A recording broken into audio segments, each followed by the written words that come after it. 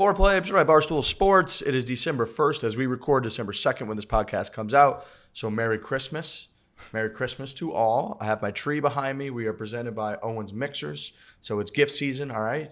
This is a great gift. You can use owensmixers.com store locator. Go pick it up, wrap it in your little wrapping paper, put a bow on top, give it as a gift if you would like.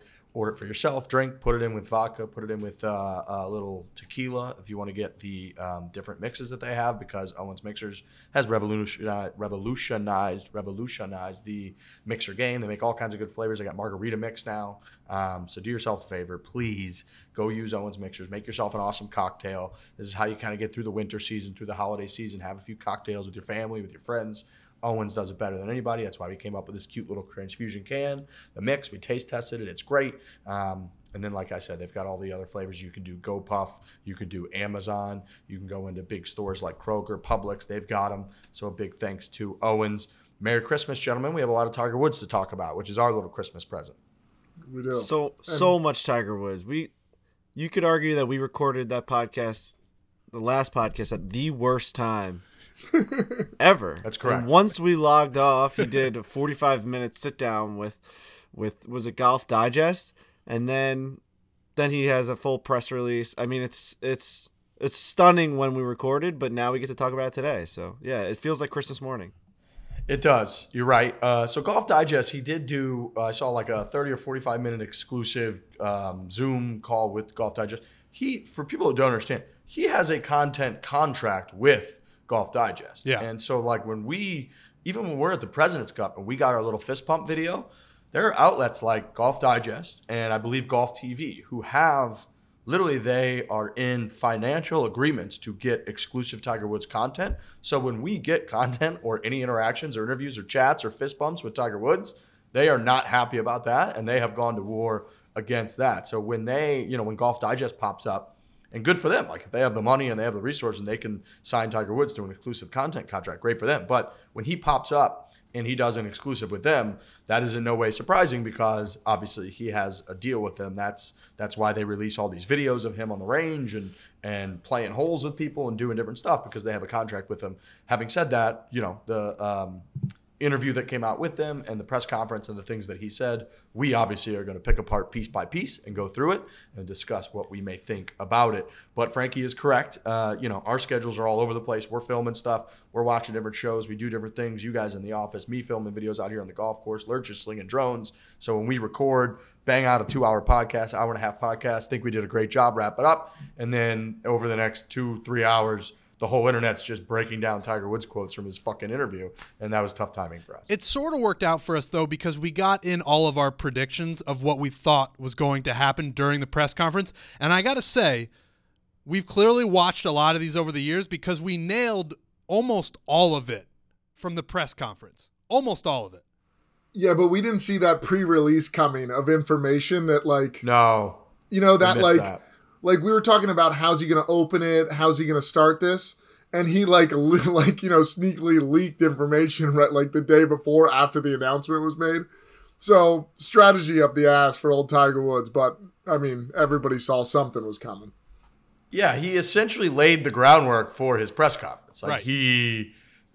With this little leak with Golf Digest, who I saw some people were upset that, like, Golf Digest didn't ask in that interview anything at all about the crash or what he remembered, which again, they're more hardcore Team Tiger than Sheriff Villanueva. I mean, that guy, again, who's the first on the scene, who did the whole gamut, who protected him. Golf Digest is not going to ask anything. That'd be like asking if we were going to grill Tiger Woods on what happened in the accident. Of course we wouldn't grill Tiger Woods on what happened in the accident. That's not what we do. And there's a bunch of blue check marks in the golf Twitter version of blue check marks that are rattled that Tiger yesterday was kind of let off the hook with all the answers about the police report. His answer, his answer was good and pointed. It was just like, go read the report. His answer was, all of those answers have been answered in the investigation, so you can read about all that there in the police report, which is, of course, 100% false. The answers are not in there. And nobody knows how you just go from 40 mile an hour speed limit area to 80 miles an hour and cross the road and drive off a cliff. People do not know the answer to that. But again, there's a lot of folks who treat the golf media like they are on Capitol Hill, and that the investigative journalism that they inquire about and that they get is somehow incredibly impactful to the future of policy and the earth, when in reality, that's just not the case. That's clearly not the case with Golf Digest. That clearly would not be the case with the old foreplay crew. If we got 30 minutes of Tiger Woods, we ain't wasting it grilling him on that, because we know what he's going to say is what he just fucking said. So people could be maybe upset that Tiger isn't revealing more. They could feel that he owes it because he put other people in danger. That's fine. But to be mad at the other golf journalists, I think is a little bit ridiculous, because you know that motherfucker ain't going to say anything more than what he said.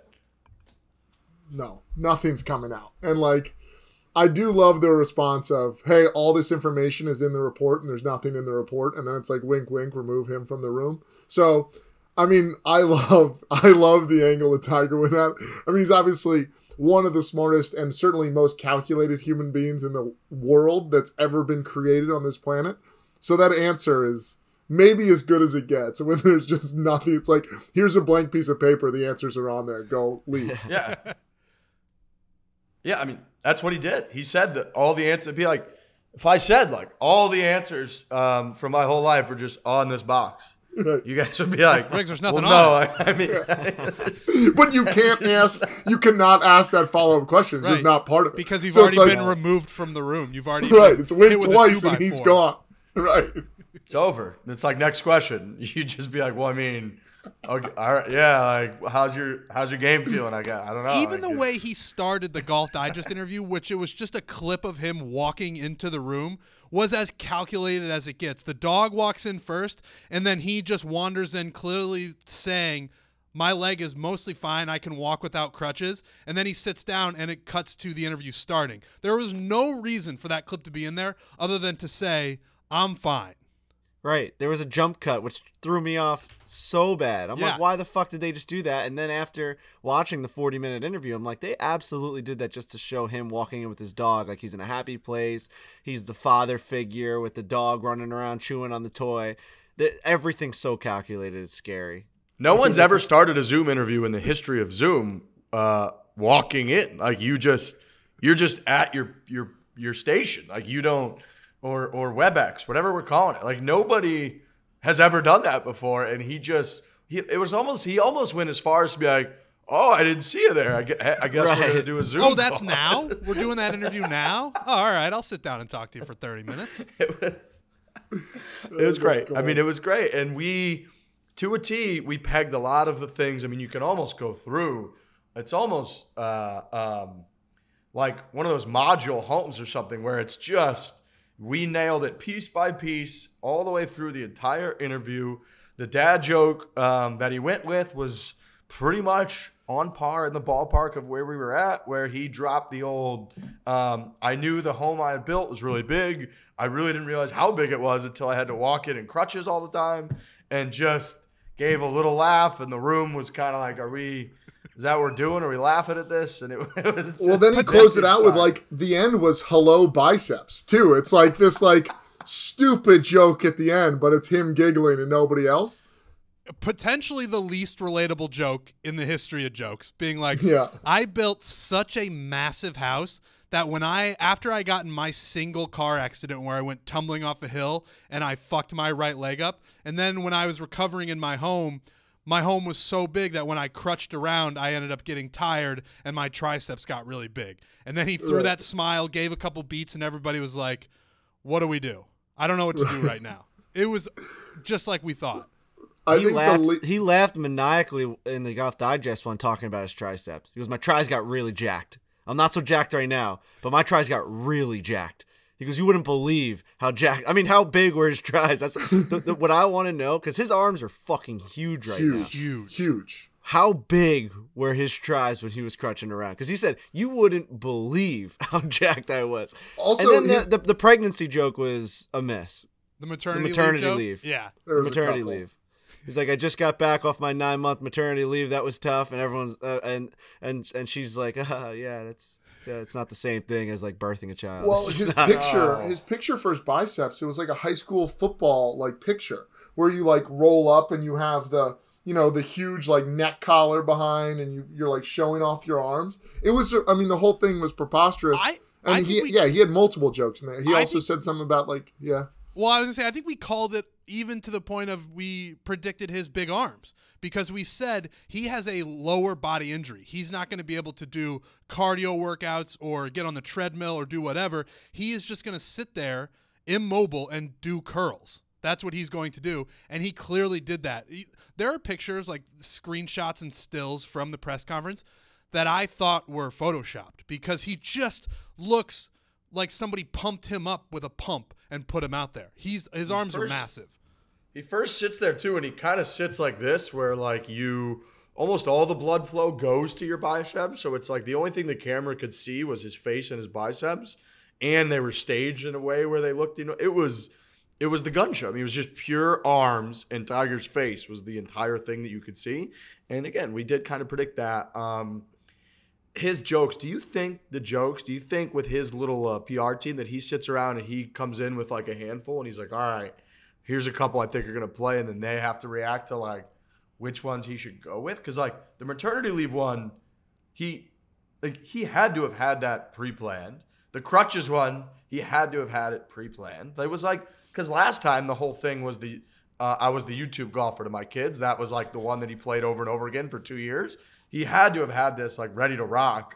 And I wonder what he thinks when it doesn't land. Like, is he conscious enough to know that they don't land? I think he is, because in the Golf Digest interview, he did the maternity leave joke, and then you'll notice that it was not in the press conference. So I think he realized that, that one didn't hit as well, but he felt like the crutches one did. He's like, all right, I'm taking that one to the main stage. The Digest one was... Yeah, he went to like a Comedy Cellar and like played that one a little bit. He's working it out. He's working out his material, and he's like, all right, that crutches one, I feel like that one crushed. So I'm going to take that one to the press conference. And I really think he used that as like a testing ground for his jokes. You know what I think the real problem is, and the one that we're not seeing, is that Tiger Woods, the actual Tiger Woods, is a dirty, shit talking, loves to just sling it with the boys, will absolutely just like destroy all of his buddies and say the most funny, fucked up things as possible, because that's how he is, and we've heard stories about him saying that. And the problem is, when he is Tiger Woods addressing the nation about the worst moments in his life, we're not ever going to see that. So it's almost like a dumbed down version of Tiger. How can he keep that humor going? Because that's a part of his personality. But then also, how can he be the role model Tiger and, the face of golf and the face of Nike and all of this stuff? How can he do both? And it comes out super corny and dad jokey. But once he steps off that stage, he's not talking about the pregnancy and the maternity leave and his triceps. He's saying much more fucked up, hilarious shit to his buddies and Robbie Mack and all the guys in his corner. And they're like, this guy's the man. But yeah, obviously everyone else thinks he's this corny guy that can't get a joke off.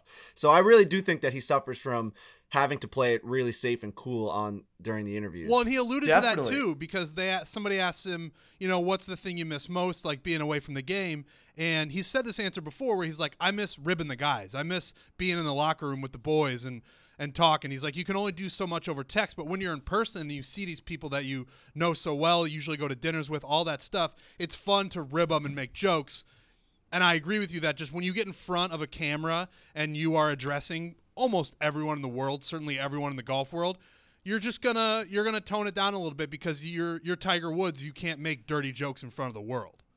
And I think he has a massive distrust of the media. Absolutely. So I think, right, like Rory McIlroy, who's unbelievably good at this and goes out and is just candid and raw and real. Like, he grew up with a dramatically different childhood and relationship with his parents. I mean, if you remember from the HBO doc that, they talk about how Earl, when he got to Nike was like, all right, we're going to have our PR team really work with Tiger on how to speak to the media and do press conferences. Earl was like, I've already trained him for that. So literally from a young age, he was like told, don't give the media shit, don't trust the media. And then through his scandals, through all kinds of different tales, when we read that book with Tiger Woods' face on the front of it, when we read that one, there's a little tale. What's it called? Tiger Woods, I think. Yeah, it was about Tiger Woods. It's called Tiger Woods. Amazing title of the book. When we read that one, and he did, I think it was the Time magazine special with that guy that like rode in the limo with him and then completely dogged him and like basically published every quote that he said and the dirty jokes and all that. I think that has just built such a hardened wall around Tiger and his relationship with the media that he genuinely believes it's better for him to go into these press conferences and go into PR robot dad joke mode and not be even close to who he actually is, which sucks because I actually think he would come off significantly better if he was just himself. Like we all know, like we've all read shit and watched stuff, Tiger. We know what you're really like, and that's fine. There's nothing wrong with that. Then he comes out and he does the whole maternity leave thing. It's almost like it's kind of laugh out loud funny at how not real it is. It's just not, it's a facade. I think if we were on his team and that side and we were on the other side of the podium as he's about to walk out, the goal is to just get through it and let's get to the other side of the podium and come back here and then we can be Tiger and the boys. Like, I think it's just he's so big and so otherworldly. He's on such another level that he just has to go out there and just get through the 40 minutes, answer the questions, ruin Daniel Rapaport's brain, and then just fucking finish the interview and then go back to just living Tiger Woods' life. Daniel Rapaport, I know Trent's been there. I know we've all kind of been there in a sense. I didn't say a word. I mean, no one has ever had their brain turned off more by a higher power, a higher being than Daniel Rapaport. Asked the question, Tiger stared right into his fucking eyeball, and then it just erased everything. Everything in his brain just got erased like it was that pen from Men in Black. Just look into the light, and I'm just gonna wipe your fucking life. You're not even gonna remember who your mother is after. It almost makes you think, did somebody like hit him with a Men in Black pen? Because he had nothing. After he asked a pretty hard question about Tiger's last year, and then his follow-up was just crickets, and he goes, You guys, can we put that Can we put that audio in, please? Just for can we put that audio in right here so people who haven't seen it know what we're talking about? How realistic was amputation as an option? What's that? How realistic was amputation? Like, was that really? Yeah, it was on the table. And my other question is, I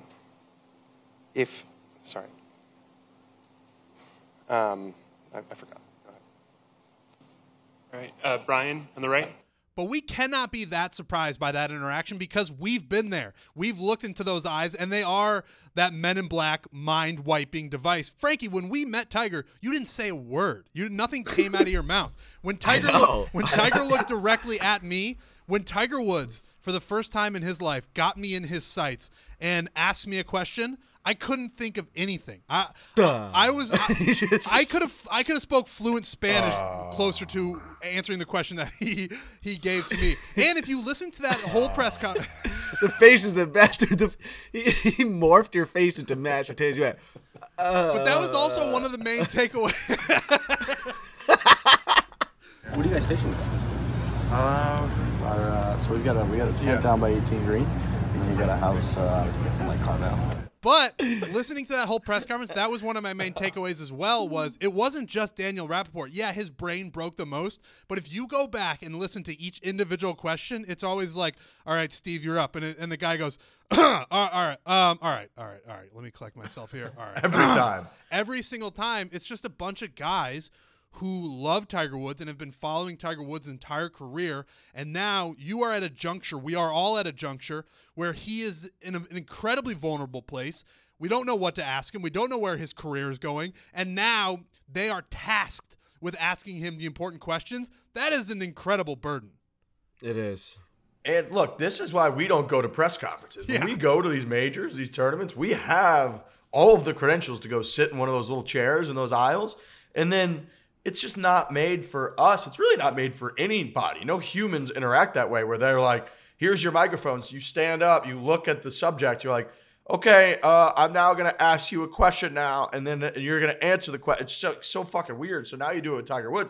I would freeze up probably too. We've all been there. We've all done it. But I will say, as Danny Rapaport, who's been awesome with us, love the guy. Yeah. That is what happened to him is, you know, if you're in a beauty pageant, you like pray that you don't just fall down the stairs when you fucking walk onto the stage. If you are Danny Rapaport, you pray that you don't just ever freeze up You're supposed to ask Tiger Woods a question. And his brain just shut right off. He actually. I'd love to know how hard the wheels were spinning in there to try and just grab any word at all. He goes, so, and then when you have to say out loud, I forgot. So bad. It's as bad as it gets. He got a little bit of redemption though, because Tiger referred, or they went back to Daniel, and Tiger said he referred to him as D, which is huge for Daniel. Like, they're obviously they have on certain terms where he can refer to him as that, and they came back to him. But in that moment, again, I'm not going to make fun of the guy because we've been there. No. It's a tough spot to be in, and there's no worse feeling than looking at Tiger Woods and having nothing. Nothing. Not a thing. No, you got to be able to laugh at yourself. But yeah, I mean, just like you're at a Thanksgiving table with family. Sometimes you lose your train of thought, but like there's less pressure. You can kind of regain yourself, and you're like, "What am I?" That's right.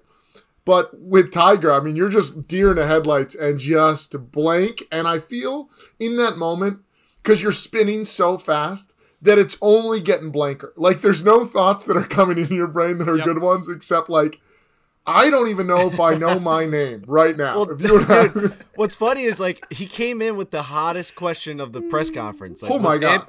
Was amputation a possibility? Yes. And Tiger goes, amputation was on the table. And then he had to follow it up with some sort of like, you could hear Danny Rapaport go, well, if that's the case, then my next question is, it had to be just as, like his second follow-up question had to be just as important as amputation, and he had nothing. That's the problem, is that you came in with such a hard punch on the first one, and you couldn't even counter with a body punch. You just got fucking knocked out. He came in with like, were you almost going to cut your fucking leg off? To then like... Tiger's like, you gotta go to somebody else. Tiger's like, I was gonna cut my leg off. What else you got for me? Exactly. Like, oh, shit. fuck. I forgot. Boy. I forgot. GFore. We gotta talk about GFore real quick. Check out GFore.com. Get 10% off your first order.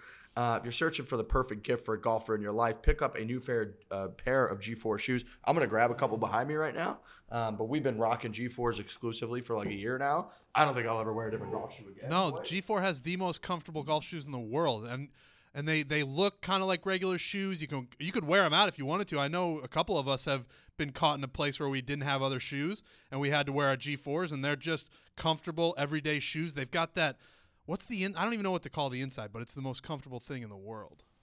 Well, I've got the Mg4x Twos right here. This is like their cross trainer. Yeah. Made for the golfer who likes versatility, it says right here.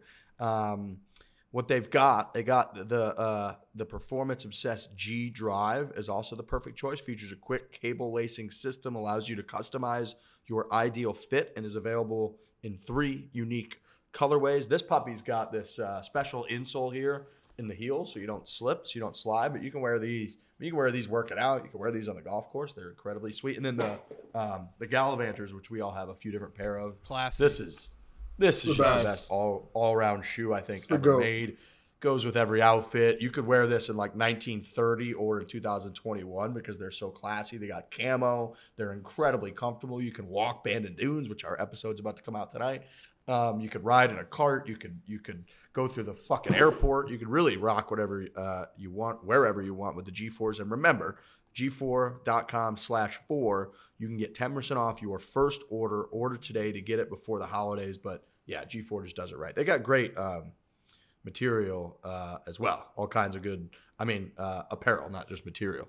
They make their really golf cool gloves. Their golf gloves make you feel like you're a surgeon. You ever put one of those things on? They're like the latex almost, where you can like pop the fingers on. You're like, I'm about to go do something crazy. Yes, their gloves are great. Their hats. I mean, I've exclusively for a while there just rock G4 hats. They got the cool logos that you can whip up on front. They do the letter hats. They make all kinds of good stuff. So again, G4.com/Fore. You get 10% off your first order. So go check them out. Okay, couple more things on the Tiger. Well, not a couple more things. A lot more things on the Tiger front. Yeah. Little plug that we do have the Bandon episode coming out tonight, so we can get that in before we forget. But it's episode fantastic. 1, a lot of travel stuff, and then Bandon Trails. Not just travel stuff, like us being us and just the shit that happens to us all the time. That's what YouTube is. But also Bandon Trails, which is potentially my favorite course there. It's Court Crenshaw. It's back in the trees a little bit. It's not really on the coast, so it's a little different than a lot of what you see or hear when you kind of get whispers of Bandon Dunes. But yeah, episode 1, Brendan's working really hard on. Had like a specialist out there. We had all kinds of cool stuff going on, and we aggregated it, culminated it, and used Brendan and Frankie's and everybody's talent to whip up a phenomenal episode 1 of our travel series tonight, Bandon Dunes.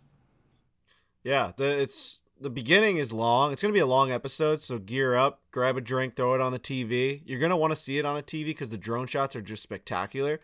But I just love the first hour is just so it's so just us. It's not as much like how we hit the golf ball. It's more like how the fuck did we get to the golf course, and it's such a look into the nightmare that is my life. Only these bad things happen to me, it seems like. There's 4 guys in the group, and only one guy has to deal with all this bullshit. My card doesn't work to my hotel room. I lose my golf bags in Denver. It's just, it can't be real that it's only happening to me. And then I had to bring Trent along and lose his golf bags as well. So Yep. It's very funny. The loop, dude, the car service that we took there looks so good on camera. I mean, you want to talk about a fucking commercial? Everyone's gonna be calling the loop after this thing. It looks like we're in a Star Wars battleship. It's not real. The lights are going I just compared everywhere. it to like a floating living room. It's like the Right. most comfortable like way to go from like an airport where you get off the plane. You're like, at least I'm always stiff every time I get to a plane, like off a plane, got to stretch. And then my biggest fear is that you're just tight when you show up, but you just get these big kind of like comfy. What are those? What do they call those? Limousine seats? No. What are they? Bench seats? Like in captain seats. Captain seats. Yeah, everybody gets their own captain seat. You can fully swivel in it. They're almost like lazy boys. They were like lazy boy captain seat combos. Right. They were unbelievable. Yeah. Frankie had to deal with everything that was going on in his head, which was it's going to be a must watch. I can't wait to see the final product. My favorite part is we call up this guy who's supposed to be Yeah. bringing our golf clubs the day of our first round abandoned, and he's Does not just care. he's like, yeah, I don't know what to tell you. I got other things to do today, so I can get there maybe tomorrow. And I'm just like, okay, Yeah. okay. He's like, I'm not even in the same state right now as you. Yeah. Like, you're not getting those clubs today, pal. It was a slap in the face of you're not in New York anymore, man. You're in freaking what is it, Bend, Oregon. Bend, Oregon, and this guy, they got one guy at the airport that drives bags out to people, and if he's not available, you're not getting your bags. True.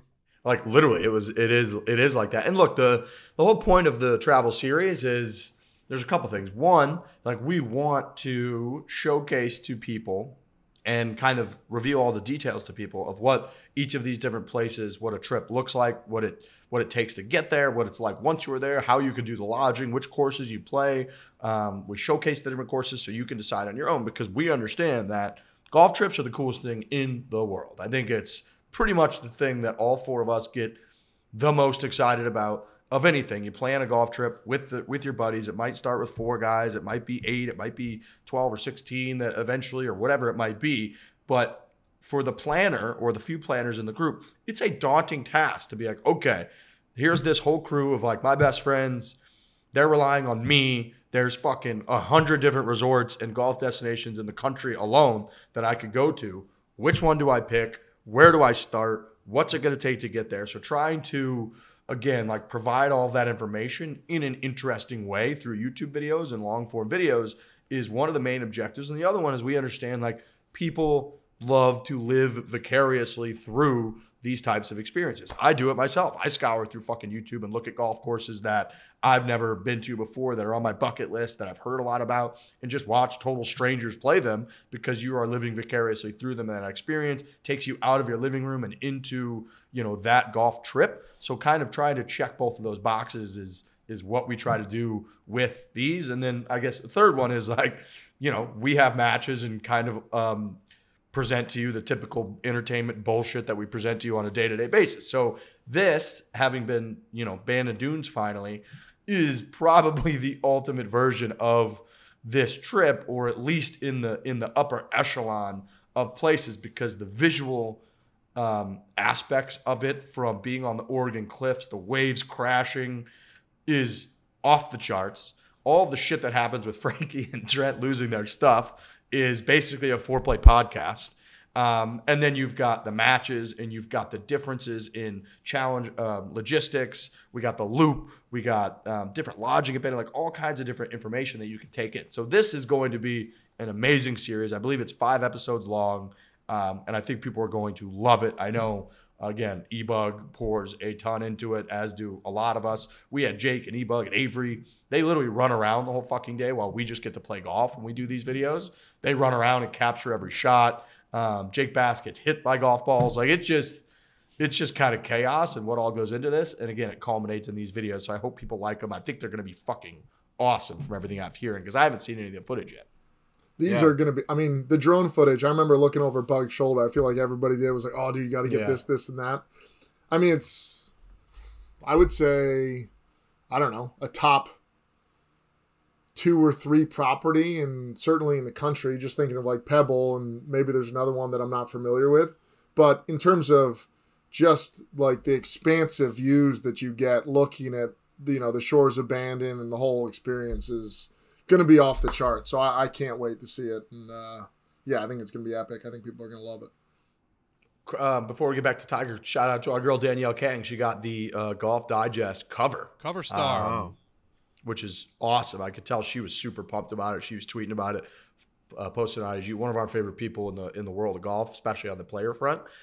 Speaking of videos, we have a 4-man scramble against her. Shout out to Cisco Webex, who sponsored that one. But so people should go check that out. But she is cool as fuck. She's raw. She's real. She does amazing interviews. She's a major champion, and she got Golf Digest cover girl, which is really, really cool for her. So shout out to Danielle Kang. Okay.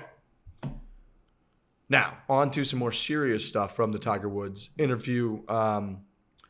It's really revealing where people truly stand on their belief in Tiger Woods' ability to constantly come back and do the unimaginable.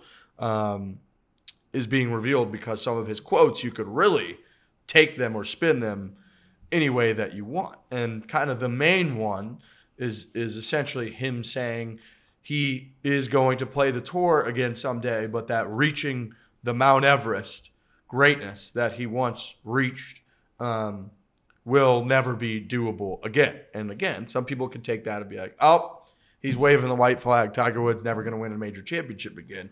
If you are taking that stance, I will once again call you a fucking idiot, because all of what's in these 2 interviews that he's now done supports pretty much everything that we have been saying, which is that Tiger Woods is going to come back. He's going to have a different body than he had before, which he has done 10 times in his life. This is going to be more challenging than the last. So was the Fusion. So was all of that. He's going to play a limited schedule. Guess what? He's played a limited schedule for fucking ever. Yeah. In 2019, I did a little research.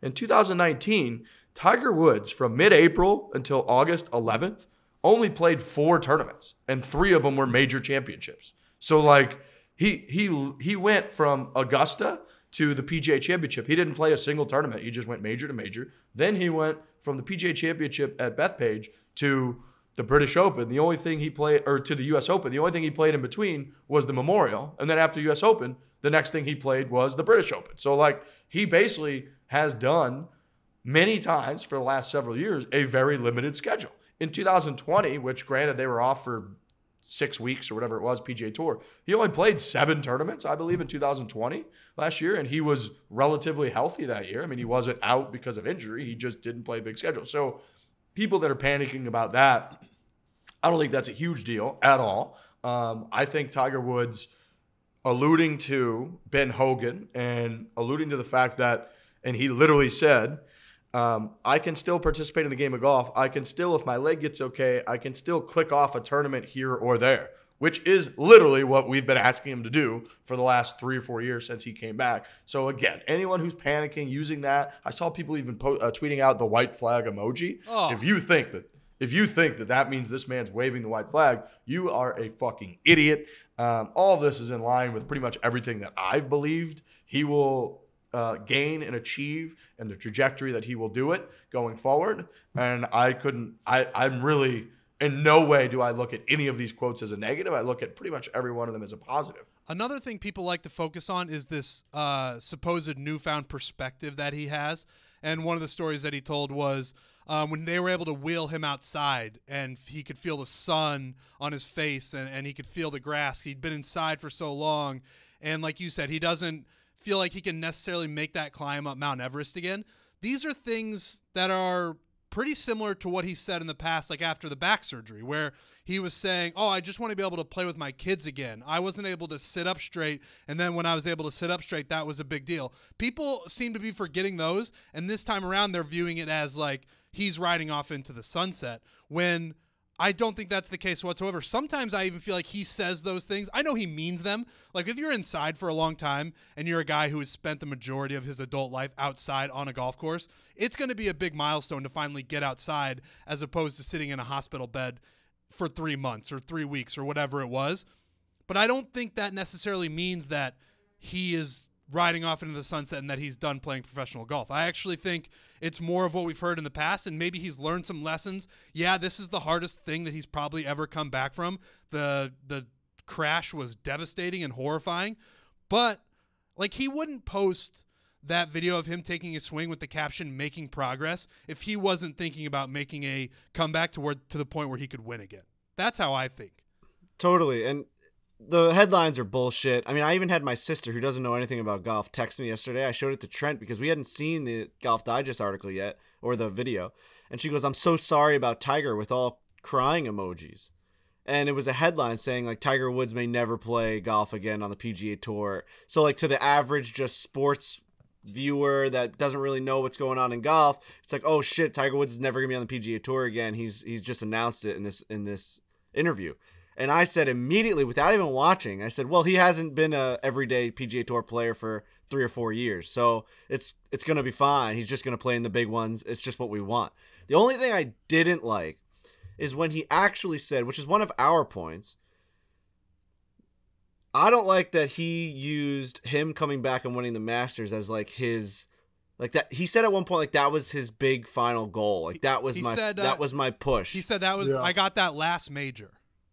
Right. He's like, I got that last major. That's what I wanted to prove to myself, that I could go back and do it, essentially. That's the stuff that we were saying. I don't like him saying that because it's almost like he is justifying why, if he never wins another one or he never comes back to even playing another one, he's letting us know, oh, no, I told you guys that was my final hoorah. That was the last dance. That was the one that I wanted to do. I've now stated it multiple times. I told you guys, why are you so surprised when I hang up the Scotty Cameron? That's what I didn't like. I never want to hear that out of him. Do you guys remember when he had the quote where he said, I've had a hell of a career and the rest from here on out is gravy? Do you remember that?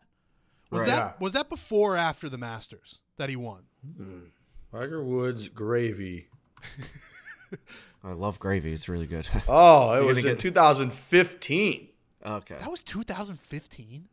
Holy fuck. All right, so that's where I really thought that was like 2018, maybe even like last year. But no, but I think it helps you even more. I think it helps your point even more. Like right. He thought in 2015.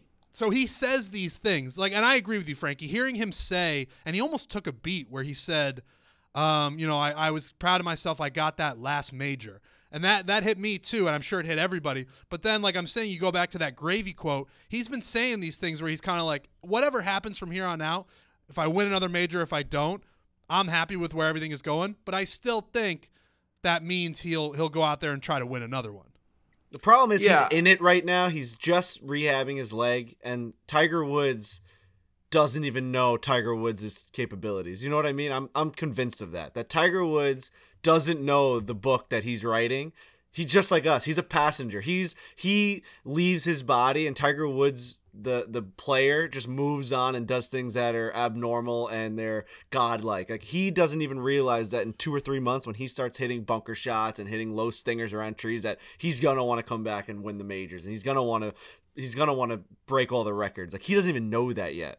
100% agree, and I think that is evidenced by what Trent just said, because in I think it was December 2015, Tiger said pretty much everything beyond this will be gravy. For my 20 years out here, I think I've achieved a lot. If that's all it entails, then I've had a pretty good run, but I'm hoping that's not it. So anyone, again, who's looking at the Tiger quote, which I didn't love the quote either about like the last major, but anybody who's looking at that is like, oh, well, if Tiger Woods says it's his last major, that's just it, you don't really understand Tiger Woods because of exactly what you're just saying, Frankie. Tiger Woods will return to a phase where he genuinely believes and knows he can win a huge golf tournament, a major championship. And so for him, even if he's in a state now, and I do think he's doing a little bit of legacy protecting when he says that. Like, I think he's doing a little bit of like, do you guys know how fucking awesome that was when I won the Masters? Like, that was awesome. He needs to, like, I think he's doing a little bit of that to remind everyone how incredible that was. And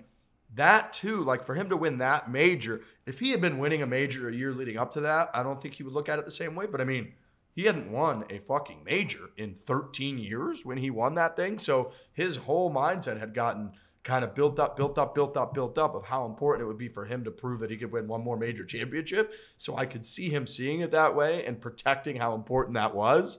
But again, if he had the gravy quote in 2015, came back, went through all the bullshit again and won another major, he's got this quote among all the others where he made it very clear, where he said, this time around, I don't think I'll have the body to climb Mount Everest, and that's okay. I can still participate in the game of golf.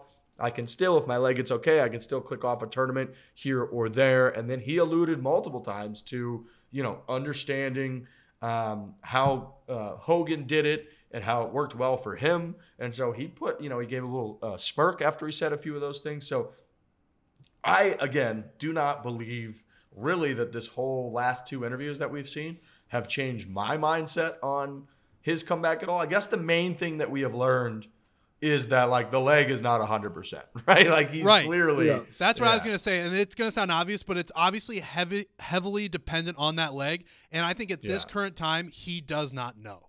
Like, I think that's true. Like, everything, I think he wants to win again. He would love to get back out there. He wants to be with the boys. He wants to play tournaments.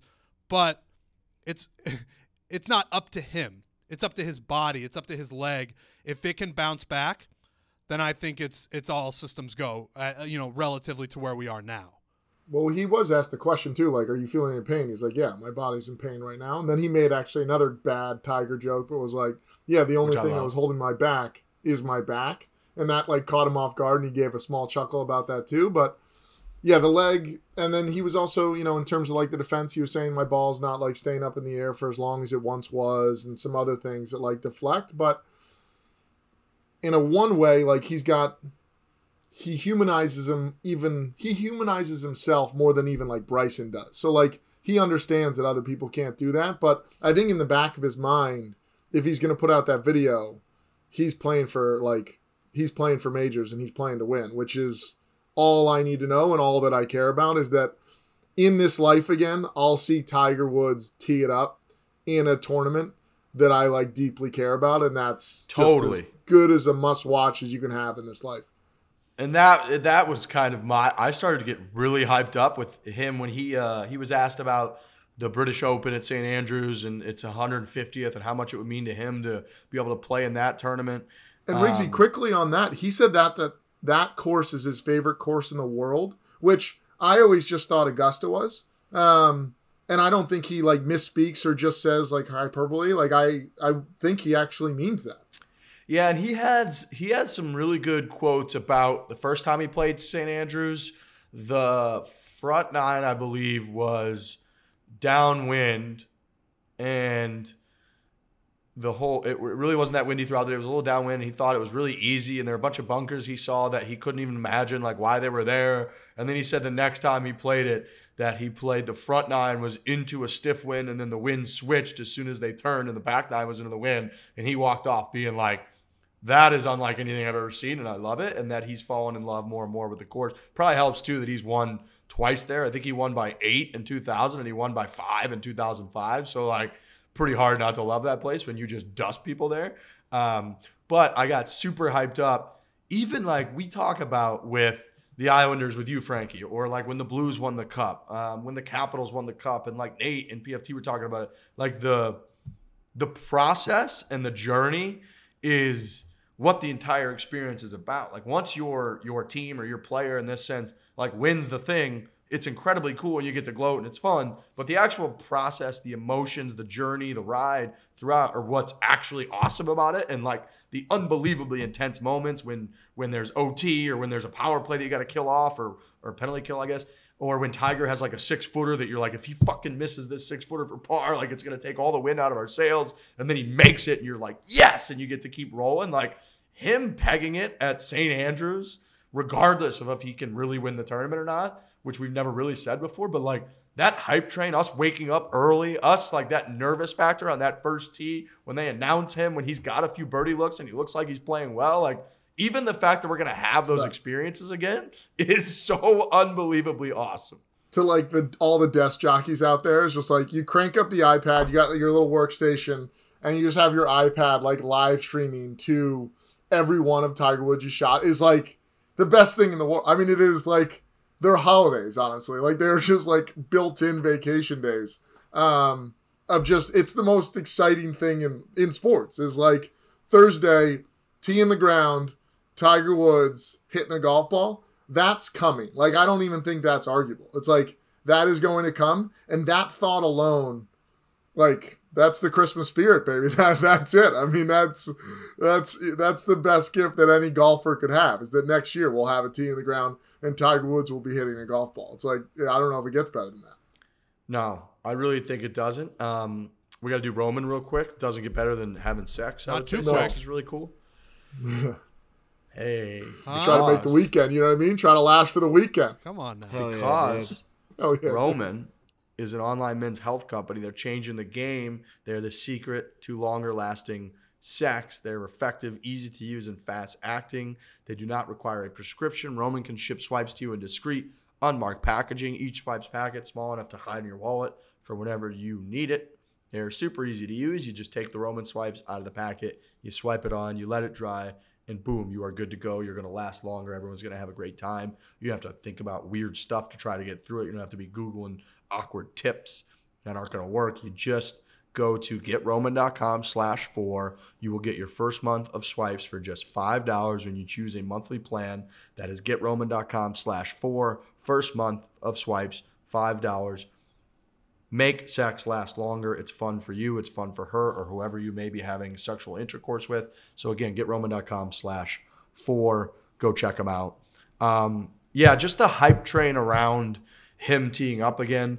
Golf Twitter around that time. Just really Twitter in general. Absolutely. Tiger takes over Twitter. He did when he posted that video of his swing.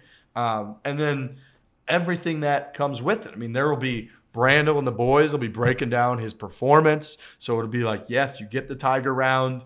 You get to talk about it with your boys. All of your group chats with all your fellas, they start lighting up. Everybody's going nuts every time he makes a couple birdies. He goes on a little birdie barrage. Then you can like put it on appointment TV for Golf Central or whatever show they're on at night. When Brandel goes through for 30 minutes, he breaks down every shot Tiger hit, what he liked, what he didn't like. You can yell at Brandel on the TV when you think he's dogging our boy. You know, you can get hyped up when he says positive things. It's like we just get to go through all of that again, to some degree. It's not going to be him playing every week, which sucks. It's cool when he plays every week. But guess what? He hasn't played a full schedule in such a long time. There's a chance, it sounds like, he didn't rule it out. Like, we might see this fucking guy play in like a week and a half at the father-son thing. Yeah, he didn't rule that out. He And did not also, rule that out. if I'm the PGA Tour, I'm putting together an event that's a par 3 tournament, because he kept saying that. He kept saying, "Oh shit." No way. I heard you guys were talking shit. No, we weren't. No, we didn't. We did not talk shit for the record. No, I fully deserve every single piece of shit that's been. I mean, I fully blacked out. I've never had anything like that happen before in my life. You know that's happened to pretty much everyone on this show in front of Tiger Woods. I mean, it was one of the more humiliating moments of my life. But then I saw Trent tweet that it happened to him, and I felt a lot better. So thanks, guys. All right. So walk us through the whole moment. So you what was the preparation like? You had the first question, very serious question, and then just walk us through the entire thing. By the way, Daniel Rapaport. I'll give you okay. Right, Daniel a little Rapaport has intro. joined the show. Right. So I asked a totally separate question before, 10 minutes before, which obviously no one's going to talk about, but I drilled that question, absolutely drilled it. And then this next one, I had a question loaded up And then in the answer before, he mentioned something about his leg being fucking amputated. And I'm like, okay, I have to ask about Tiger Woods' leg being amputated. So I said, Tiger, like, what were the odds that your legs were, was that really a likely possibility? And I think what really tripped me up is he was like, what? Because I was ready to go to the next question before he said what. And then he goes, what? And I'm like, amputation. And then he looks me dead in the eye. His biceps are bulging out of his shirt in the eyes. You know when I like say in psych class or whatever that like when these things happen, your brain can release chemicals and it feels like you're on drugs. Like I felt like I was peaking on drugs. Like my entire head went completely blank. And then I just tried to stall. I was like, so if, and then obviously I'm getting sweatier and sweatier. And then I just had to bite the bullet and say, yeah, I forgot. We were saying having to say the words "I forgot" is an all-time. I have nothing here. Like almost you didn't even know the words like "I forgot." Like you like barely. I don't think I could not speak English in that moment. Like that was all. That was all I could muster. And then shout out to Jack Ryan, the PGA Tour guy, because he came right back to me, which was huge. That was. And he called you D. I had to sit. He did, and then he called me D. I think that was him being like, "Hey, it's okay, man. I know we're all nervous here." But yeah, no, it was. I've gotten a lot of shit from like my group chat from college. Everyone's like, "Nice work, Danny. Nice work, Danny." And then there's been like another writer, this guy Steve DeMeglio, who every time he sees me in the media center now, he just goes. Dude, it's something about words, though. I forgot has to be the most relieving time though in your life. It's like at least it's over. You know what I mean? In that second of just straight panic. Now I know it's not the best thing to say, but like it is a moment of relief just being like, I forgot, sitting down, and then it's pure panic again. 100%. It was like, I'm looking for something. And then internally I just made a shift. Like there's just nothing there. There's just nothing there. Yeah, dude, I mean, he said like, that's what happened to me. It's the eye. It's the eyes. When he looks you in the eyes and the worst thing you do, and I did it too, is you say in your head, Tiger Woods is looking at me right now. And then you're at that point, you're done. You had it worse than I did because luckily when Tiger asked me where you stationed, which is a question I still could not answer to this day. Luckily for me, I had 3 guys around me and Riggs came to my rescue and answered the question for me. You are quite literally on an island by yourself and you have no reinforcements and no backup. So you just had to say, I forgot. Yeah, I had to bite the bullet. Look, a lesser man would have asked some bullshit question and come up with something like, but you know, I'm a big journalist. I have ethics. So when you forget your question, you take a knee and you move on to the next one. Yeah, I mean, it's a learning experience. That's what everybody else would say. Yeah, it's a learning experience. To your credit, I said like, this is why we don't go to press conferences. Like if you're telling me we're going to stand up there with a microphone and look somebody in the eye, especially Tiger Woods, and like, okay, sir, it is time to ask question now. Like, we can't fucking do that. We're not going to press conferences.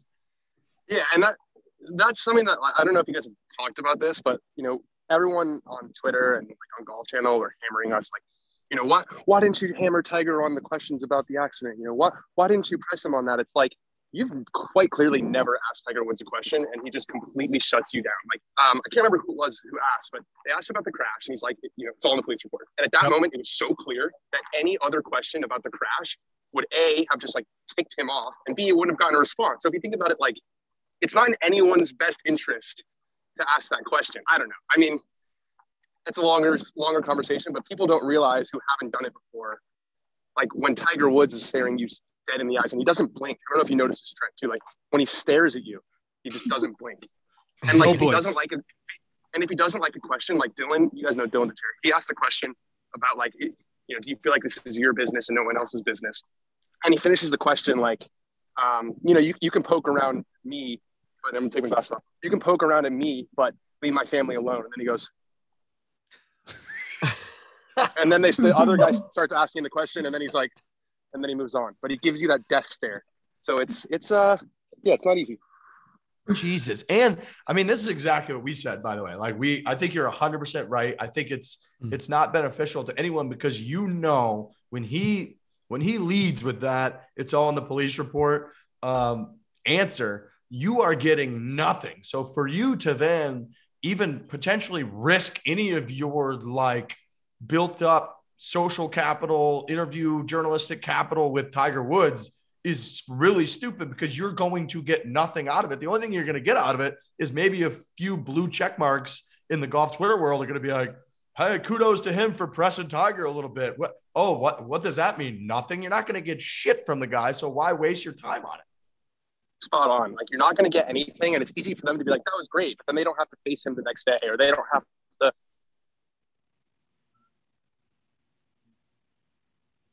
Read the articles about Tiger. Am I here? You got me? You're back. You broke up for a second, but you're back. Bad service spot. Just assholes leaving us hanging. Impressing him, and they're gonna know that, and they're gonna identify you as like the guy who's been doing that, and it's gonna be to get stuff with other guys. Yeah, I think we caught the end of that, but I think it makes a ton of sense that like you're frozen in a pretty good picture right now. Actually, you got the sun. You got the sun right, but you got your little safari hat on. Just kind of eating the sun. I'm hear us? going to be honest. No, I think he might be gone. Yeah, I think just like the way he showed up, he might be gone. You know, but it was a pleasure. It was a great story. That was gone. A nice drop in by Daniel Rapaport. I enjoyed it. That was Daniel Rapaport. He's coming. That was an E-Bug special. E-Bug, you set that up, I imagine? Yeah, I slipped in his DMs. He's in the Bahamas right now, so probably tough service. Yeah, he's walking the course. We might get him back on. But that's exactly what we said. I mean, and he's right. He's right in that the only people you're going to please are the fucking golf Twitter blue checkmark dorks who live for like, we're the most ethically sound and you need to challenge them on this. For what? What are you going to get out of it? And now he's part of the brotherhood. Daniel is part of the brotherhood of guys who, when you meet Tiger Woods, you just can't think. And I remember saying this when the Where You Guys Stationed, I'm going to call it a scandal, happened, that I'm happy with that reaction that I had. Now looking back on it, like if I had been cool and suave and like I was able to, chop it up with Tiger, no problem. It's just not possible for a guy like me, because I was just so nervous to meet him and I couldn't believe that I was meeting, basically a deity. So, you come away from it. Right now, Daniel's in hell. People are texting him. People are tweeting at him. They're saying like, people are walking around the media tent. They're giving him the Reggie Miller choke. You got to get through that. And then afterwards, it's fine. You got through it and you're part of the brotherhood. I think that's right.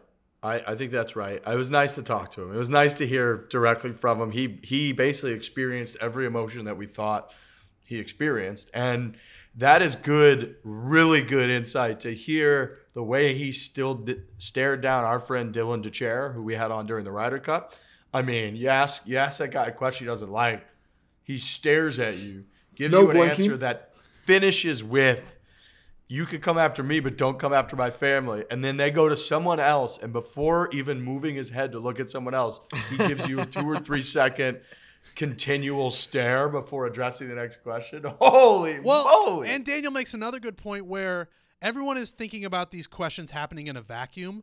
That room that they're all in has a temperature, and it has a feel. Like, if you ask a question or you double down on a question that he clearly doesn't want to answer, it's going to ruin the entire thing. People are just thinking about, like, ask Tiger this question, get the answers we want to know. We want to know about the crash, what happened. They're not thinking about everyone else in that room and how the rest of the press conference is going to go. You have to think about that. Every situation has a feel and a temperature, and with Tiger Woods, you're trying to keep it as cordial and nice as you can, just so you'll get a couple nuggets out of him. Otherwise, everybody's going to get nothing. It's like being at a blackjack table. Yes. At a casino. You got this one asshole at the end that's hitting on an 8-7 looking at a 5. You know what I mean? It's like, what the fuck are you doing, dude? Like, let's just keep this thing rolling. So yeah, I mean, you gotta just take a temperature for the room. I completely agree, Trent. We've seen it on our end. When the guy's in a bad mood, we just kind of walk away. We don't want to like make them, because it's all about reputation. It's all about relationships too with these guys. Like Daniel Rapaport has to go to the next tournament and ask questions again. It's not just a one and done. Maybe for guys like us, where it's like we finally got in, we can ask Tiger Woods one question, we can do it. We're never gonna see him again. Let's just fucking do it. But Daniel Rapaport, that's his job. That's his livelihood. He needs to ask questions. He needs to be professional. He needs to somehow get into the next one. So Totally get it. It's just very funny to hear how his brain just got wiped away. And when he took the glasses off and showed us, I saw Tiger Woods' eyes when he did it. Dude, Tiger Woods is like that big ass snake monster in the Chamber of Secrets, where if you look it in the eyes, you just turn to stone. 100%. Yeah. Boy, that makes me. I'm getting like the chills and scared thinking about what that must have felt like. I wonder what Dylan DeChair. I wonder how he's holding up. Maybe I'll text him, see if he wants to chat. He was the first person to ask a question at that press conference. So he's the first guy to ask Tiger Woods a question after all this has happened outside of the Golf Digest interview. That's a lot of pressure too, but he handled it pretty well. His brain didn't go blank like Daniel's. And that mentality, that's Earl, man. Like that, like I'll fucking kill you. And Tiger in the Golf Digest article alludes to again, like the Navy SEAL stuff and what did he call it? Like SF training, like Special Forces training. He talked about how, which was really interesting actually, him getting back and recovering, and he did this I guess with his back surgeries, but you never go like, all right, I need to just get through this. He goes by surviving to breakfast, and then surviving to lunch and surviving till dinner, which is what I guess SF people do, Special Forces people do. It's a really, really good look into how this guy's brain works, where it's like, I'm just here to survive right now, and if I can get to lunch, then that's my goal. When he's doing that interview, he's just trying to survive till the end of the interview. So when you're on the other side of that, he's looking at you like the bad guy. Like, all right, I've done this training. I've targeted my target. I'm locked in on you. I will defeat you, and then I will move on. That's exactly how his brain works. He says he does it with his back surgeries. He's doing it with his leg surgeries, his recovery. He just tries to survive little mini episodes of his life, and there's nobody like him on the planet. There's absolutely nobody like this guy. He's a robot. There's also nothing like Barstool Golf Time app for booking tee times. Boys, we came up with our own app. It is ours. We came up with what we want it to look like, what we want it to do. I know people are still getting in a little bit of golf. I know it might be winter season, fall golf. You find those days, maybe your threshold's 45 degrees, 55 degrees, 65 degrees, whatever it might be. You can still sneak in some rounds of golf. Unless there's snow on the ground, you should be using the Barstool Golf Time app. Even you might live in a climate like I do, where it's 75 and sunny every day, and you can play golf all the time. Lucky if you do. Reviews, okay? If you leave reviews on the Barstool Golf Time app, you reap rewards. We got all kinds of cool benefits, prizes, etc. coming for people that win, that are the top 10, that are the top point earners, reward point earners for the Barstool Golf Time app. You can book your tee time by downloading the new Barstool Golf Time app. It's available in the App Store. And from now until the end of the year, you will earn double rewards points when submitting course reviews. To enter a review, all you have to do is filter to your course, click the submit a review on the course home screen, leave a review, and you will earn double points. But we got all the best tee times. We got great deals. It aggregates them all, so you can search by zip code, by course, by area that you're in. You can look at the map if you want and see different courses, different deals. Use the Barstool Golf Time app to book those courses. You can read and watch reviews from other folks that are just like you on how fast the greens are, what condition the tee boxes are in, all that good stuff. So go use the Barstool Golf Time app.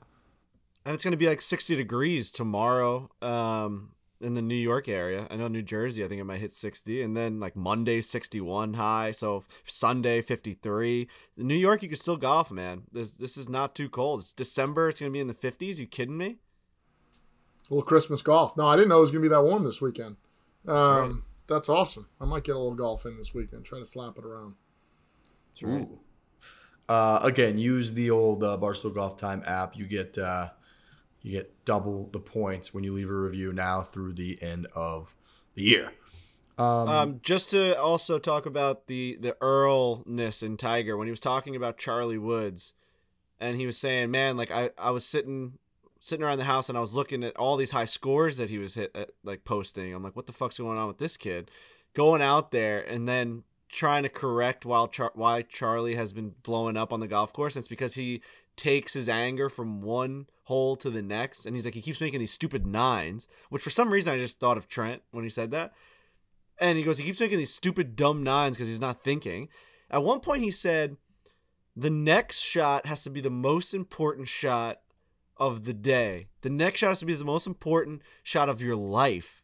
It has to be more important than breathing, at one point, he said. And that was such a look into Tiger Woods' fucking life. Growing up with Earl, sitting there. The next golf shot has to be more important than breathing.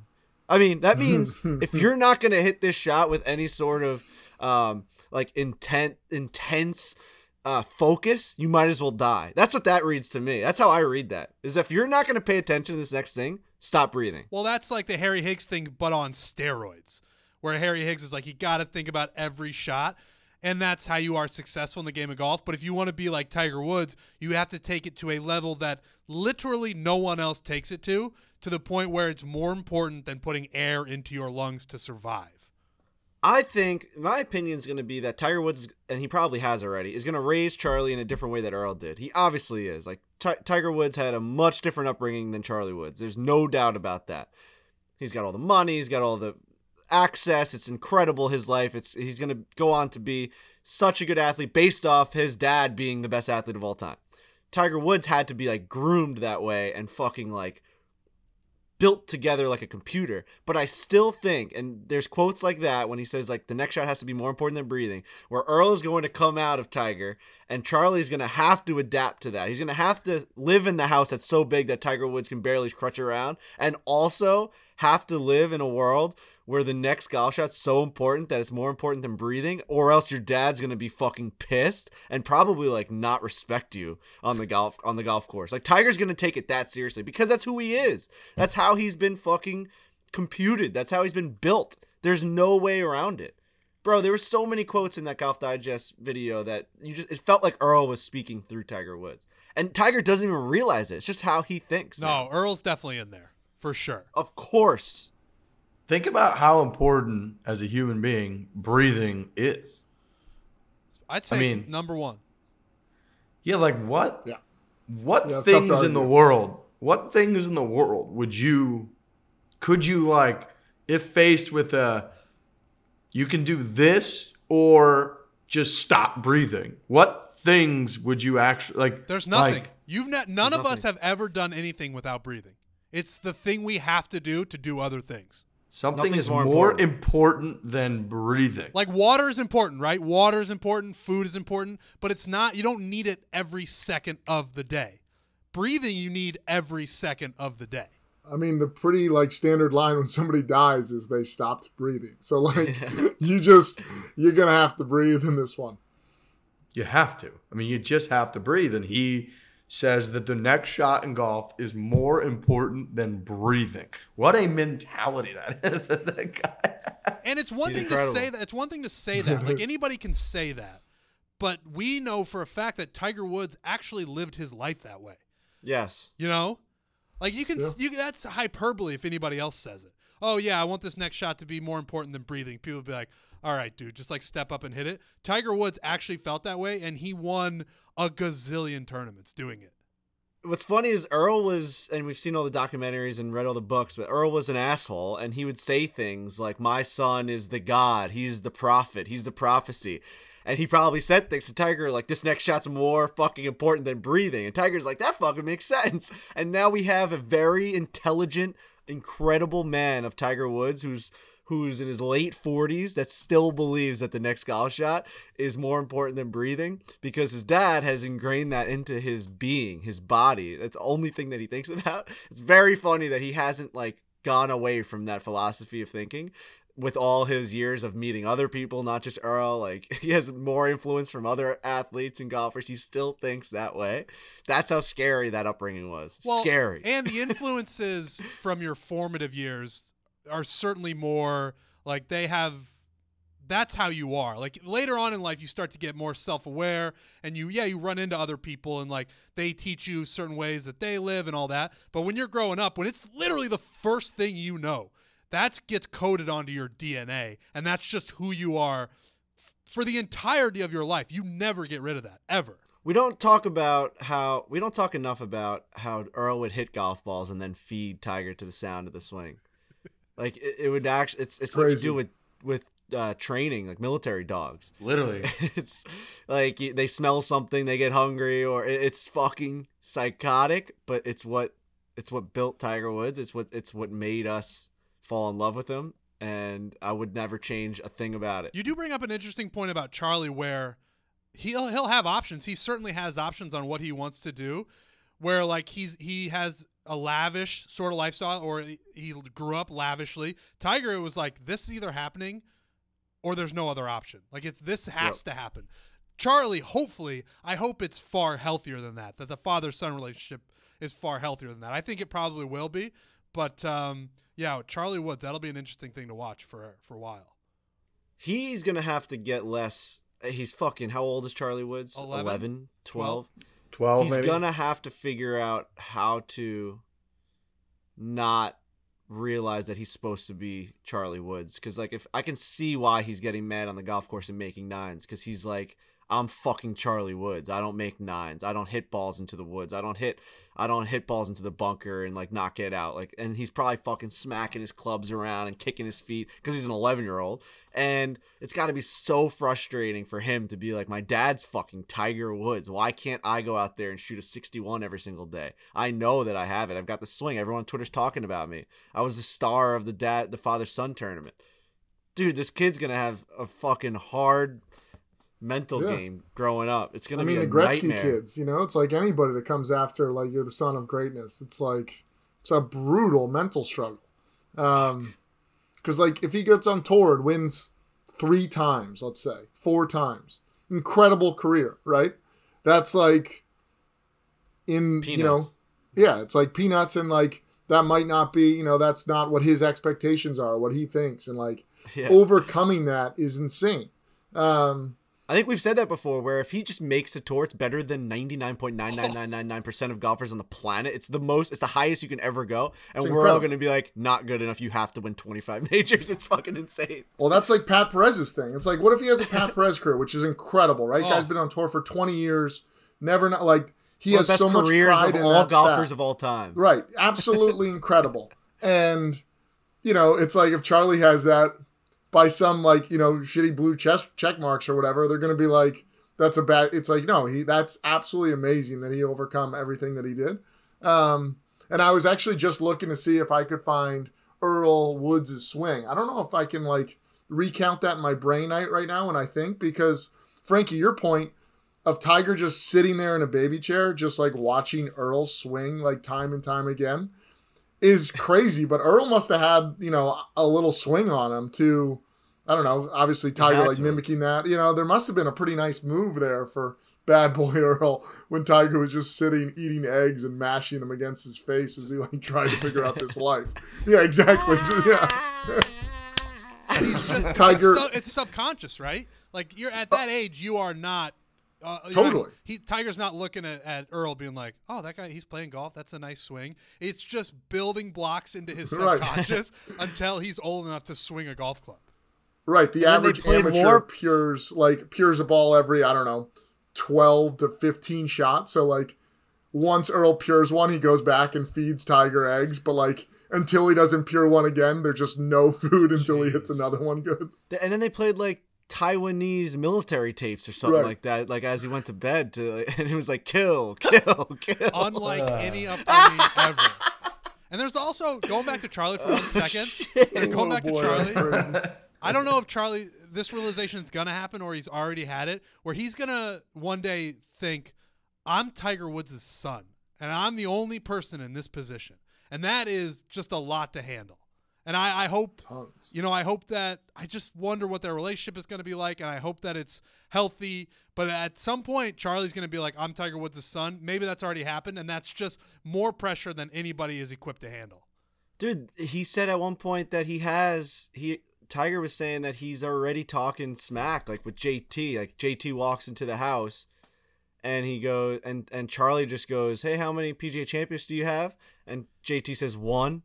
And he like looks back. He goes, "Oh, we've got like 4 back here." And like JT says, "Well, that's your fucking dad's trophies, you piece of shit." Like you little shit. Like that's your dad's trophies. What have you won? So like he's already got that mentality of like we've got we've got 14 of these fucking things. It's a little scary that he's already thinking that. I love that it's we. I love that he's saying we. It's like him and dad are like, we're at this together. It's not this like abrasive thing, which again, as you turn into a teenager and you turn into like maybe a late stage teenager, you might become a lot more of a little shithead to your parents. I think everybody probably did. Yeah. Right now he's fucking 12. So I think when you're 12, you're usually still like, you're pretty cute. And you're like, yeah, my parents are great. We're, you know, and then once you get a little bit older, it might get a little dicier. But I love that he says we. I love that he chirps JT as like, we've got 15 of these trophies. What have you been doing? You got one? Like, that's it? He's just roasting them. We are the golf empire.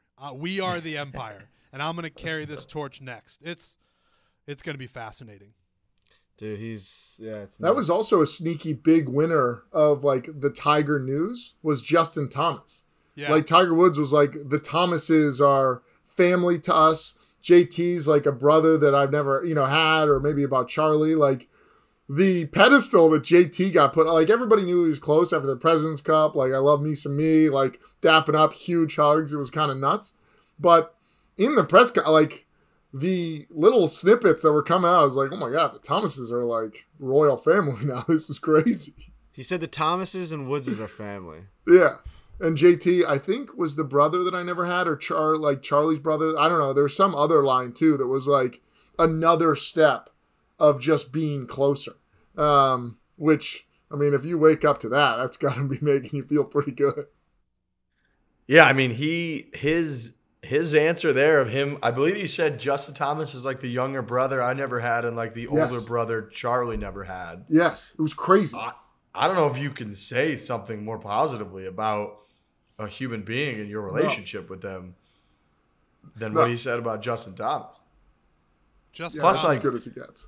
Justin Thomas now is being fed this like Tiger Woods type, like almost he's becoming like a blood brother with Tiger and Charlie Woods. It's like that's got to help JT out dramatically too. He might be somebody we're gonna really need to watch JT going forward here. Fuck. Totally. And JT grew up a Tiger super fan. So I don't care how many times JT's won on tour and how he's one of the best golfers on the planet. It's got to be so surreal for him to now be Tiger Woods' younger brother. He's got to feel like he got pulled into his favorite TV show. He's just like, oh, I'm just here and I'm living this. It's got to be surreal for him. Right. SimpliSafe. Also surreal how good they are, okay? If you have ever wanted to make your home feel safer, there's no better time than right now. This week, our friends at SimpliSafe are giving Foreplay listeners early access to all their holiday deals, 40% off their award-winning home security. We love SimpliSafe because it has everything you need to make your home safe. SimpliSafe was even named Best Home Security System of 2021 by U.S. News and World Report. That's pretty legit. You can easily customize a system for your home online in just minutes. Even get free custom recommendations from SimpliSafe. These are SimpliSafe's biggest discounts of the year. You can get complete home security system starting at just over $100. No long-term contracts or commitments. It's a very easy way to start feeling a bit more peace of mind, which we all need. SimpliSafe is everybody's favorite home security company. We're no exception. Setting up technology is normally a huge hassle, but with SimpliSafe, we've had our systems up and running in no time. My parents especially have talked about it for years, but they've got SimpliSafe. It's been great. It's unbelievably easy, simple, efficient. Doesn't take a ton of time. There's no other BS bells and whistles. They've got all the best technology. So the fact that those two things come in the same company, it's awesome. Protected day and night with the SimpliSafe camera with a built-in spotlight and night vision. Take advantage of SimpliSafe's holiday deals and get 40% off your new home security system by visiting SimpliSafe.com/foreplay. Again, that is SimpliSafe.com/foreplay for 40% off your entire system. Frankie Borelli, what are you laughing at? Bro, we got, those wrapped things, those Spotify wrapped, where it tells you all your top artists and your top songs of the year. Mm-hmm. Yeah. Mikey Fowler, podcast Mikey, sent us like the Foreplay one where we can see the Foreplay podcast and how many people we've reached and all the countries. By the way, Zimbabwe, shout out Zimbabwe and Za. I think we're huge in Zimbabwe. Shout out. Amazing. And then like our Kevin Kisner episode peaked in Ireland, so that's fucking awesome. But it said the first one that pops up goes, on January 5th, you released your first episode of the year. Frankie is fat. That's gotta feel good. And it says that's gotta feel good. No, it doesn't feel good. It doesn't feel good at all, Spotify. I got a all. screenshot. I got that on my computer too. Yeah, you Frankie slimmed down is since fat. then. I think you're slimmed down since then, so you're good. A year later, you're skinny-ish. We made the charts for the first time this year on January 1st. That feels pretty good. Like It's an early win. we made the charts early. Do you guys look at your Yeah. Spotify Wrapped like your your top course, listened dude. to artists? What's all going on with that? It's become a Let's thing. go through them. Well, I was gonna I'm say. an Amazon Music guy. Well, hold I don't on. even Ugh. have Spotify. It's become Whatever. that's such a little thing. It's become a thing on the Yeah, it internet is. where now people Jesus. make fun of you if you talk about your Spotify Wrapped. At first, it was a cool thing, and now a couple years down the road, people are like, "Oh, you're gonna share your Spotify Wrapped?" But I'm down to share Spotify Wrapped if you guys want to. I'll share Spotify Wrapped. I hate the people that say it's so fucking. Everyone's got a Spotify Wrapped. Yeah, we all listen to music. Music's a huge part of my life. All right, let's hear it. All right, my top artists, 1 through 5 this year of the year 2021. Yep. Foo Fighters at number 1. Foo Fighters. It was always the Foo Fighters. Ladies and gentlemen, Fighters. the Foo Fighters. All right. Number 2, DMAs. I've talked a lot about the DMAs. They're an Australian band. Their song Silver fucking slaps. It's one of those songs that sounds like it's been around for 35 years, and you know every word, even though it's your first time listening to it. Number 3, a little band that you may have heard, Led Zeppelin. Popular. Number 4, and this may be a shocker, because of the guy on this podcast introduced me to this man. So thank you to Trent. And I was fighting back on this guy.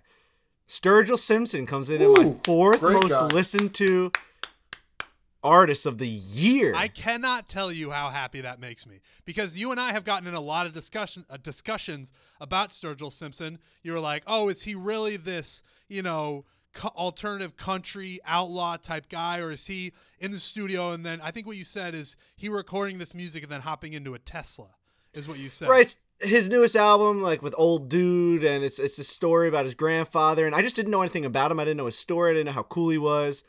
I thought it was like this guy's trying to, like, I don't know, make us think he's this real deep Southern playing the banjo bluegrass music, and then he just like puts in his AirPods, gets in his Tesla, and goes home to his modern home. Like he's singing about like the struggle of Washington and all this stuff. But I've listened to him on Joe Rogan. I've listened to him on other podcasts, and I've watched videos on him. Fucking awesome. That guy is incredible, and his music is unbelievable. He's the real And deal, then- man.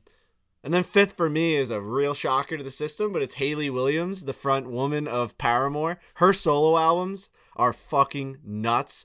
It's the ultimate album to just listen to while it's like raining out or you're walking down the street in New York City. It's kind of got like John Mayer vibes with her voice. She may have the best singing voice on the planet. So yeah, Foo Fighters, DMAs, Led Zeppelin, Sturgill Simpson, Hayley Williams, my top 5. I think it's a good list. Thank you. That is a nice list. My top 5, I think, are probably going to be really similar to my top 5 last year. My number 1, I think it's every year, Eric Church. There you go.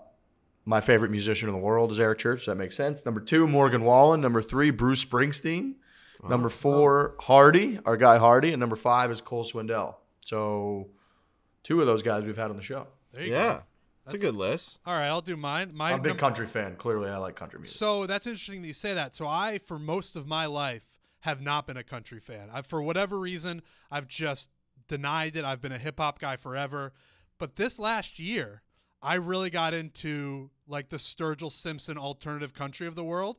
So my number 1 is Tyler Childers. He's basically I discovered Sturgill Simpson in my own life. I didn't discover him as a star, but I got into Sturgill Simpson and I found Tyler Childers after that, and I just got obsessed with him. Him and Sturgill are my 1 and 2. Something about that country music that they play is just, I love it, and I can't stop listening to it. So they're my 1 and 2. I listen to them all year. Number 3, Action Bronson, rapper, Yep. threatened to throw KFC through a wall. Yeah, through a table, right? Through a table or through a wall when they were interviewing him a couple years ago. At the White Bronco. White Bronco. All right, you know that. That's good. Love Action Bronson. Number 4, Drake. Nice. People can talk shit about Drake, but there's a reason he is the most popular artist in the world. He just makes good music. He makes really good music. For 10 years, he's been making great music, and I listen to him all the time. You don't have to justify your Drake love. I think that's I fine. just feel like I have to sometimes. People are like, whatever. And then my fifth, you guys are not going to know who this person is. West Side Gun. Nope. Yeah. No. So Nothing there. Who's that? What is he's that? a rapper. Okay. Buffalo. All right. You're not going to know who he is, but he makes really good music too. And that's my top 5. All right. Fortunately, Amazon doesn't give that, so I got nothing. Why are you on Amazon Music? Why are you on Amazon Music? Because through Amazon Prime, it's like free for me. So that's what I use. It's like if I can just get the music for free and I'm not paying for it, I'll just do that. Is our podcast even on Amazon? Is it just Spotify? Yeah, you can get podcasts. Oh, you can. Spotify, it's one of the greatest things they do for their marketing all year. It's just like the people that don't have Spotify, like Lurch, feel like little idiots. I actually feel a little left out right now. Like, right, like maybe I should switch over and get next Spotify. year. You're gonna strive to like try and have a good top 5. So, well, you'd think they would get. I was just like scourging, like, or what's the word on the scrounging? No, scourging. Scourging work there. No. Scurrying? I don't know. Scourging. I was looking through the app trying to find like where is like my notables, where is the ones that I play, and I'm just not seeing it. If you had to guess, Also, like Spotify is $9.99 a month. It's like how much you gamble on a football game. I gotta put a stop to that. So it's $9.99 a month. right, no. I mean, there's definitely like I could do it financially. It's not. It's just I don't know. For me, in this sense, it's like I can get all my music on this, so I just use this, and so I don't know. But I am feeling this feels like when you just got like an inferior tool though right now. Like, you know, like you just have like a cool cell phone and I don't. It is or Christmas whatever. and we all got cool marketing. presents. Yeah, you all have tailor-made clubs and I'm still sitting with like some, I don't know, I could really throw a dig at a lot of companies right there. Shitty company. Yeah. who exactly. do you think is your number 1 artist of the year? If you had to guess.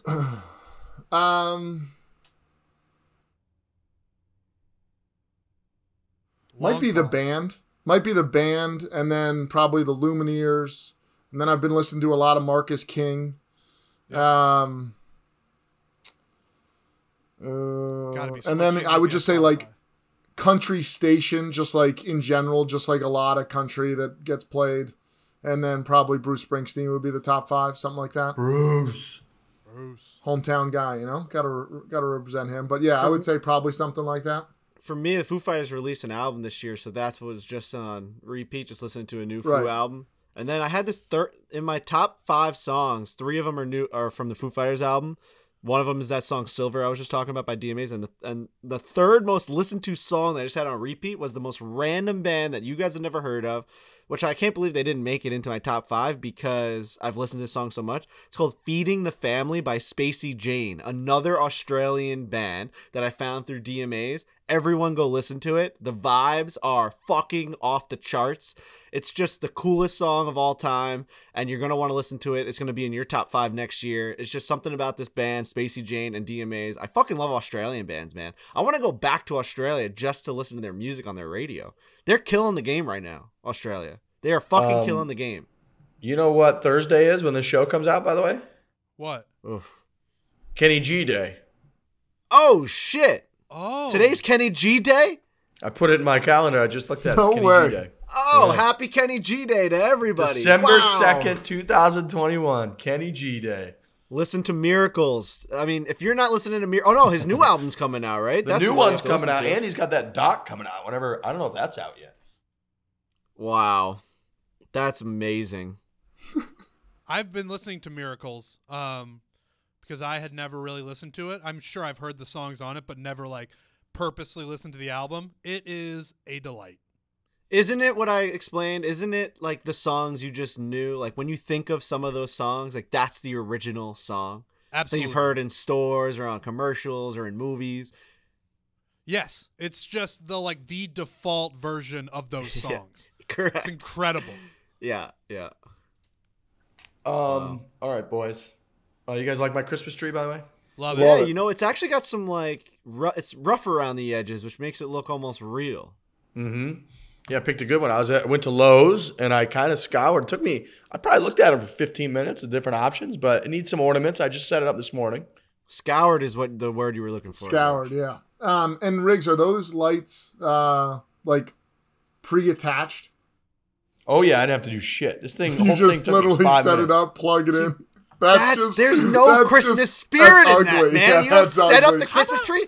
How about What's you the stop star telling, on top How about you too? stop telling people how to celebrate their Christmas? Dude, you don't put the lights up on your Christmas tree? What are we even Ooh, doing look at that. here? Look at that one. Oh, did you put the lights up, or did you make your dad make a makeshift thing to put it up? You don't put up the lights. I didn't make him do. I said this year I was Look at these pissed off that colors. Look at the color options. I said I was upset that I missed him. I was at work. I came back and he did it on a warm day. I would have done it. I did it last year with them, and the year before, and the year before that. If you have real Christmas spirit, you don't tell people how to celebrate their Christmases.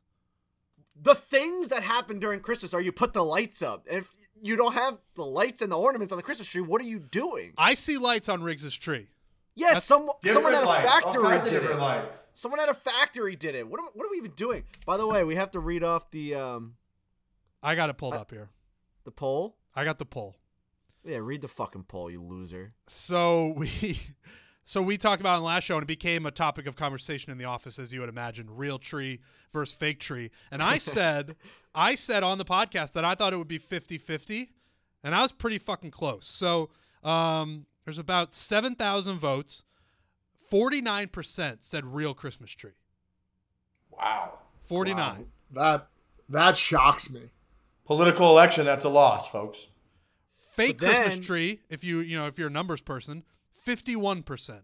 All right, so if you're a numbers person, on Instagram, I put up the same poll.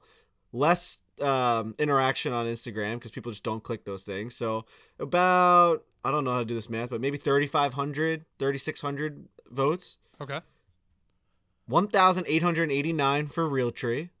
1,718 for fake tree. So we had about 180 more for the real tree, but still like pretty much 50-50. It's close. To me, it balances out to 50-50. Yeah. We'll give that to you. That's fine. I will say I judged every single person that, because on Instagram you can see who voted for what. And like people, like I judged every person that hit fake Christmas tree. I mean, Robbie Fox, see you later. I mean, come on, dude. It was crazy because on this podcast when we were talking about it, I was outnumbered 3-1. And then when I brought it up to the office out there, me and KFC started going around asking people, and 5 people in a row said fake tree. So you just never know what you're going to get when you bring that question up. 50-50. KFC tried to make me cry. I mean, I was saying, and I said this to Frankie when we were talking about it out there, whenever I get in an argument, when I'm outnumbered like that, I want to call a timeout, and I'm going to walk around and I'm going to bring Kevin in here because he is the best arguer maybe on planet Earth. He really is, man. He goes, what are you bringing, fucking insects and animals into your house? And then he's bringing up stats. There's 20,000 insects in every single Christmas tree.